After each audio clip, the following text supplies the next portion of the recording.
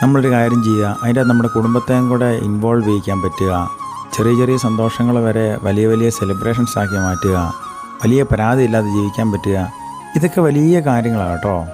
ഞങ്ങളെന്നുള്ളത് അമ്മമാരുടെ കൂടെയാണ്. വീട്ടിലെ പണി, ഉത്തരവാദിത്തങ്ങൾ, ഈ ടെൻഷൻ്റെ എല്ലാത്തിൻ്റെ ഇടയ്ക്ക് വന്നിരിക്കുന്ന അമ്മമാരോട് നമ്മൾ എന്ത് ക്ലാസ് എടുക്കാനാണ് സത്യം പറഞ്ഞാൽ.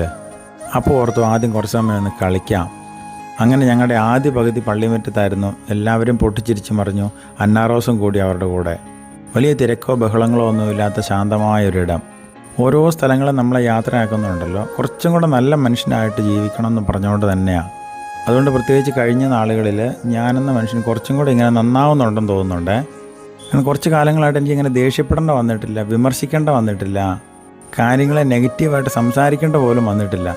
അതുകൊണ്ട് നമ്മൾ കുറച്ച് സ്നേഹം കൊടുക്കുന്നു, അതിൻ്റെ 100 ഇരട്ടി സ്നേഹം കൊണ്ട് നമ്മൾ തിരിച്ചു വരുമ്പോൾ ഉണ്ടല്ലോ, ജീവിതം കുറേ അർത്ഥവത്താവും. എന്ന് പറഞ്ഞിട്ടുണ്ടെങ്കിൽ ഇത്രയും കാലം നിസ്സാരമാണെന്ന് തോന്നിയ കാര്യങ്ങൾക്ക് വരെ ഇത്രമാത്രം വിലയുണ്ടെന്നൊക്കെ തോന്നുമ്പോൾ ഉണ്ടല്ലോ, നമ്മുടെ ഉള്ളിൽ ഇങ്ങനെ ഉറങ്ങിക്കിടക്കുന്ന യഥാർത്ഥ മനുഷ്യൻ അങ്ങ് ജീവൻ വെച്ച് തുടങ്ങുവാണ്.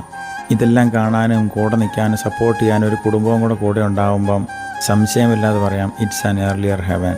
ദൈവം അനുഗ്രഹിക്കട്ടെ.